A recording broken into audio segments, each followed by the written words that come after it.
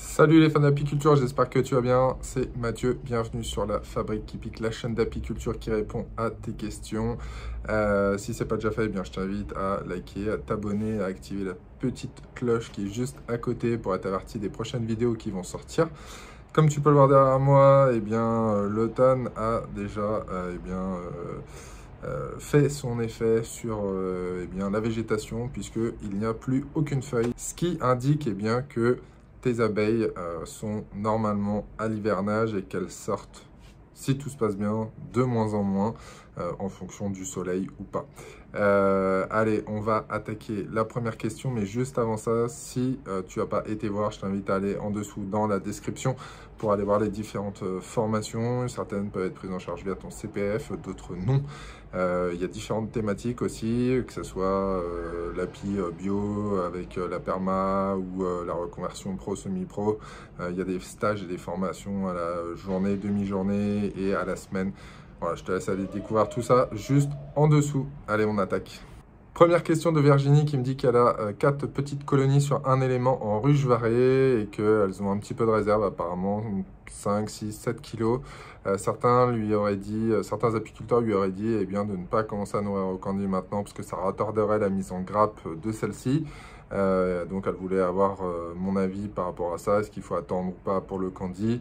Alors par rapport au candy, j'ai envie de dire oui, il ne faut pas nourrir trop tôt au candy au niveau de la saison. Pourquoi? Parce que tes abeilles, sinon, elles vont manger principalement du candy pendant tout l'hiver. Ce qui fait que tu vas te retrouver avec des abeilles qui vont manger pendant 5 à 6 mois du candy. J'aime à comparer l'être humain à l'abeille, puisque si toi tu manges 5 à 6 mois de la salade ou McDo ou n'importe quel régime alimentaire, je pense pas que ce soit bon pour toi, pour la santé, pour les abeilles. Entre guillemets, pour moi, c'est la même chose. Donc, vaut mieux éviter de nourrir trop tôt en saison. Vaut mieux que tu commences à nourrir à partir de mi-janvier si tes colonies sont vraiment très faibles ou si tu constates qu'il n'y a plus de nourriture, et à ce moment-là, dès que tu vois que le niveau nourriture et poids, ça devient critique, commencer à nourrir, mais pas dès le départ. Il faut qu'elles consomment quand même leur réserve. C'est pour ça que le miel est fait, hein. C'est pour être consommé pendant l'hiver. À la base, c'est pas pour l'homme. Donc, vraiment, laisse-leur commencer à manger leur réserve de nourriture et ensuite tu les nourris au candy. Maintenant, personnellement, hiverner des ruches varées sur un seul élément, je trouve ça très risqué puisque un élément, en termes de quantité d'abeilles, en termes de réserve, c'est beaucoup trop peu en fait. Tu aurais dû réunir les 4 colonies, soit 2-2 en fait, tu fais 2 éléments et 2 autres éléments, donc ça t'aurait fait des colonies beaucoup plus grosses en fait, beaucoup plus conséquentes et qui auraient passé, je pense, un hiver de façon meilleure avec plus de réserves de nourriture. Maintenant, c'est fait. Bon, on va pas changer la chose, mais pour l'année prochaine, sache-le, c'est mieux d'avoir des colonies à hiverner sur 2-3 éléments que sur un seul, c'est trop risqué. Voilà ce que je pouvais dire pour ça. Maintenant, est-ce que le candy retarde la mise en grappe? Moi, je suis pas d'accord. Pourquoi? Parce que quand tu nourris tes abeilles en hiver, elles sont en grappe et c'est pas parce qu'elles sont nourries au candy que la grappe elle va s'éclater. Ce qui fait qu'elles se mettent en grappe ou pas, c'est le froid. C'est pas le candy en soi. Donc, moi, je suis pas d'accord avec les apiculteurs qui t'ont dit pour la mise en grappe, mais d'un autre côté, oui, il faut pas nourrir trop tôt. Voilà, j'espère que j'ai répondu à ta question. Question de Frédéric Noël qui me demande si j'ai des éléments de comparaison entre des ruches qui sont isolées pour l'hiver et d'autres qui ne le sont pas, puisqu'il trouve que 24 mm d'épaisseur de bois, c'est un peu juste pour les abeilles, et que s'il y avait plus d'épaisseur de bois, comme des abeilles, des colonies d'abeilles qui pourraient être entre guillemets sauvages dans des troncs d'arbres, elles auraient plus d'épaisseur de bois. En ce qui concerne l'épaisseur du bois, les 24 mm, c'est d'un point de vue industrialisé et standardisé. Donc après, je suis tout à fait d'accord avec toi que plus il y a de bois autour de la colonie, mieux ça sera au niveau isolation. Ça, il n'y a pas de souci là-dessus. Maintenant, est-ce que j'ai des retours d'infos sur le fait d'avoir de l'isolant ou pas? J'ai connu quelqu'un sur une association qui avait fait un test avec ça, sur lequel, avec l'isolant, les abeilles consommaient moins de miel durant la saison, puisqu'elles étaient moins soumises au froid. Mais comme je l'indiquais sur l'autre vidéo, tes abeilles, vu qu'elles sont moins soumises au froid, elles vont, entre guillemets, éclater, disloquer la grappe plus rapidement en fin de saison pour commencer à aller en zone de butinage, alors qu'à l'extérieur, la météo ne permettra pas de trouver de nourriture. Donc c'est un petit peu à double tranchant, j'ai envie de dire. L'abeille, moi personnellement, elle s'est très bien débrouillée jusqu'à maintenant sans l'homme, depuis X milliers d'années.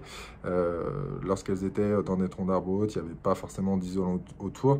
Donc si l'hivernage est fait correctement et que le stock de nourriture est largement suffisant pour les abeilles, même si elles sont soumises au froid, du moment qu'il y a de quoi manger pour qu'elles puissent se réchauffer, il n'y aura pas de problématique en soi de perte de colonies. Donc à moins que les réserves de nourriture soient très maigrichonnes et que tu souhaites mettre ce système en place pour éviter qu'elles surconsomment ou qu'elles consomment de trop, moi personnellement j'en vois pas trop l'intérêt. Après, tout dépend aussi où tu es installé, si tu es en montagne, dans des régions ou des pays qui sont très froids.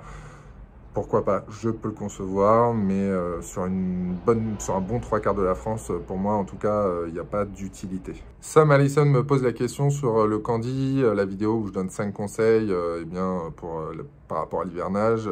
Il me demande si c'est du candy de 1 kg, 2 kg, 2 kg et demi. Alors, j'ai envie de te dire, ça dépend ce que tu donnes en nourrissement candy déjà, puisque en fonction de ce que tu vas donner, la marque, les nourrissements, le poids du nourrissement va être différent. Si tu es en bio ou pas aussi, si tu le fais toi-même ou pas, et en fonction aussi de l'époque de la saison où on va être. Si on est plutôt en fin de saison hivernale, on se rapproche de mars, de la visite de printemps, tu vas nourrir avec des petites quantités de candide et 1 kg, 1,5 kg. Maintenant, si tu es en plein hiver, que tes colonies sont vraiment en dèche de nourriture, à ce moment-là, tu nourris avec du 2,5 kg, 4 kg, même si tu arrives à trouver où que tu le fais maison. Comme ça t'évite de refroidir la colonie et de réouvrir. Je pense qu'il ne faut pas que tu te creuses trop la tête avec ce genre de questions. Le principal, c'est de nourrir. Si tu dois faire une manip d'ouverture-fermeture, tu l'as fait.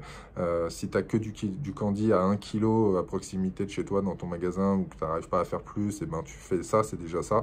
Voilà, faut pas se prendre la tête avec ça. Le principal, c'est vraiment de surveiller la pesée, le poids des colonies et surtout les réserves de nourriture. Daniel qui nous dit qu'il a retrouvé 3 frelons asiatiques morts, il y a à peu près 10 jours au niveau de sa planche d'envol, dont un qui était à moitié apparemment sous le réducteur d'entrée métal.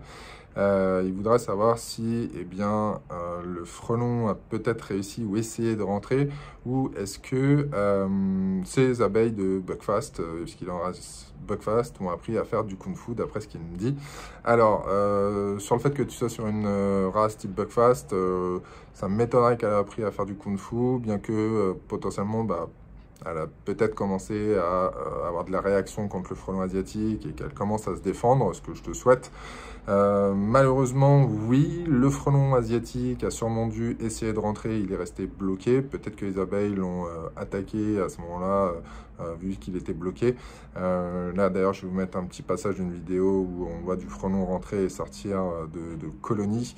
Et une vidéo est prévue, c'est les réducteurs d'entrée Nico vert spécial anti-frelon asiatique, qui sont potentiellement maintenant inefficace sur certains types de frelons, mais j'en dis pas plus. Je vais vous faire une vidéo, la prochaine vidéo ça sera sur cette thématique, donc vous verrez un petit peu ce que nous on a constaté par rapport à ça. Donc oui, écoute, j'espère pour toi que c'est une lignée. Maintenant ce qu'il faut regarder, c'est observation, est-ce que tes abeilles arrivent à se défendre toutes seules ou pas, et si tu retrouves du frelon asiatique mort devant ta colonie, c'est toujours mieux que de les retrouver dedans ou faire des allers-retours. Mais attention, voilà, que tu n'en aies pas qui arrivent à rentrer, parce que ça cherche les failles, les brèches, et ça arrive très facilement à rentrer dans les colonies.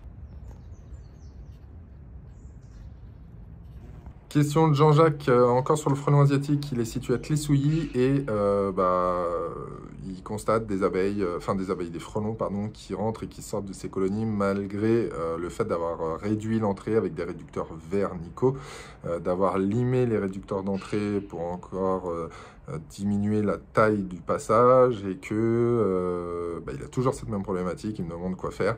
Eh bien, je vais anticiper un petit peu sur la vidéo qui va arriver, mais je te conseille de supprimer tes réducteurs d'entrée de Nico et de reprendre des réducteurs d'entrée en métal où vraiment le passage est très minime. Je sais que ces réducteurs métal ne s'adaptent pas sur les planchers Nico, mais nous on a réussi un petit peu à les adapter avec du bidouillage. On a mis avec des morceaux de branchage, de branches calés sur les côtés, là où les réducteurs verre passaient, parce que les réducteurs métal sont moins longs, ils sont moins grands. Donc on a réussi à les faire tenir comme ça. Regarde la vidéo qui va arriver, la prochaine vidéo, voilà, et tu auras des informations dessus, mais on a constaté la même problématique. Daniel Lazarian qui me dit qu'il n'a pas d'explication sur le fait que sa colonie d'abeilles est disparue. Il n'y a plus une seule abeille dans la ruche, malgré des réserves de miel à l'intérieur, pas de teigne, il n'a pas vu de varroa. Il me demande si c'est peut-être le frelon asiatique. Alors, peut-être que ce serait le frelon asiatique, il a pu potentiellement bouffer toutes tes abeilles. Maintenant... est-ce que je peux t'apporter d'autres explications dessus? Comme ça, non, malheureusement, j'ai pas trop d'informations, où tu es situé, les paramètres que tu aurais pu avoir pendant la saison. C'est assez difficile de donner une réponse claire, nette et précise en disant c'est à cause de ça. Peut-être que l'installation, il y a quelque chose qui les gêne aussi. Un relais de téléphone portable, un passage d'eau souterrain, une ligne à haute tension. Il y a plein de possibilités. J'ai pas tous les tenants et les aboutissants de ton installation, mais voilà, il y a des facteurs extérieurs qui rentrent en ligne de compte. Maintenant, même si on l'appelle l'abeille domestique, ça reste un insecte sauvage, hein. Si la colonie ne lui convient pas, elle s'en va, que ce soit la ruche, la cire que tu as pu mettre dedans. Si tu mets des feuilles de cire gaufrée, ça arrive aussi.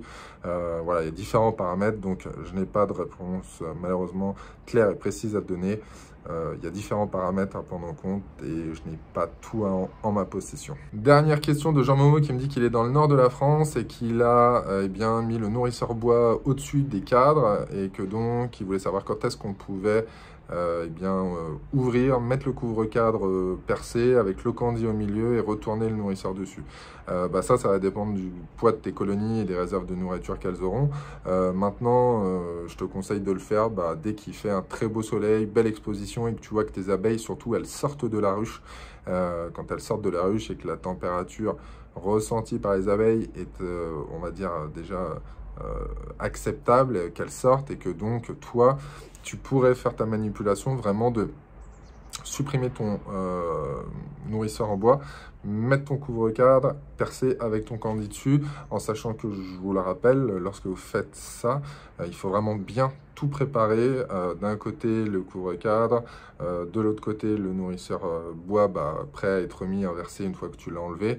Voilà, il faut être très organisé et faut, entre guillemets, un petit peu se visualiser en train de faire les gestes, paf, paf, paf, voilà, avec l'enfumoir à côté qu'on n'utilise pas, hein, je vous le rappelle, mais qu'on garde par sécurité en cas de souci. Et le candi déjà prêt, ouvert, avec de quoi éviter que le sachet, quand elles ont consommé, s'affaisse sur les abeilles et qu'elles les bloquent. Voilà, il faut vraiment déjà avoir tout préparé. Et lorsque tu es prêt, 2 coups de lève-cadre, on fait le switch avec le nourrisseur en bois, tu remets le couvre-cadre dessus. En même temps que tu fais ça, un coup d'œil rapide pendant que tu enlèves et que tu remets avec le couvre-cadre pour savoir si tes abeilles sont encore bien vivantes et où est-ce qu'elles sont situées au niveau de la colonie. Et ensuite, tu mets ton candi. Tu peux le faire à peu près n'importe quand, du moment qu'il fait beau soleil, pas de vent, que la température ressentie exposée au soleil remonte et que tu vois surtout tes abeilles rentrer et sortir, qu'elles fassent un vol de propreté ou autre chose. Mais voilà, c'est le signe qui te permet de dire que tu peux ouvrir ta colonie. C'est la fin de la vidéo, j'espère que celle-ci t'a plu, n'hésite pas à liker, à partager, n'hésite pas à nous laisser en commentaire en dessous tes questions si tu veux qu'on y réponde. Il y a un nouveau type de vidéo qui va être faite à partir du début d'année. Si tu souhaites y participer, pareil, je te laisse aller sur le site internet dans la partie contact et nous laisser un mail. Qu'est-ce que ça concerne? Eh bien, tout simplement, je vais venir à ton rucher pour régler une problématique que tu as. Alors sache que voilà, je ne veux pas juste venir visiter le rucher, hein, il faut vraiment que tu aies une problématique par rapport à ton installation, à tes abeilles, à quelque chose voilà, qui te pose problème. Donc n'hésite pas à mettre un maximum d'informations sur le mail, à savoir que je me déplacerai dans toute la France et peut-être les pays limitrophes voisins, si on a aussi des amis belges, suisses, luxembourgeois ou autres qui ont des problématiques par rapport à des colonies ou à leur rucher. Donc n'hésitez pas à nous laisser ça, et puis en fonction d'eux, moi je reviendrai vers vous, je prendrai contact pour qu'on puisse organiser cette visite et ce tournage. Si ce n'est pas déjà fait, tu as l'e-book des 10 plantes mellifères utiles pour les abeilles pendant toute la saison. N'oublie pas de t'abonner et liker, et les formations en dessous dans la description. Allez, je te dis à très vite, ciao ciao.